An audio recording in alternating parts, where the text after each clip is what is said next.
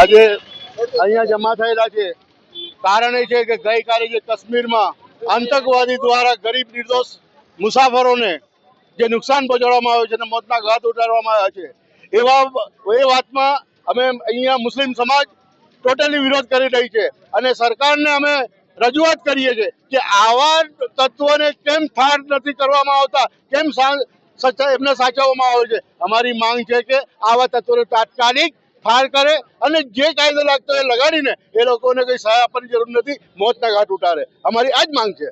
मासूम लोगों के साथ, मासूम बहनों भाइयों के साथ, जिसको हमने वीडियो में देखा, एक पत्थर दिल भी पिघल जाए ऐसे वाकयात हुए हैं। तो हम सब की डिमांड यही है कि ये लोग इंसान नहीं है बल्कि ये जानवर भी नहीं है। जानवर से ऊपर कोई दर्जा हो वो इनको दिया जाए और उससे बेहतर है कि जल्द से जल्द इनको बहुत जल्दी से फांसी या मौत के घाट उतारा जाए, ताकि लोगों को पता चले कि इनकी सजा क्या होती है। जहाँ जहाँ सजा में ढील होती है वहाँ लोगों की हिम्मत बढ़ती है।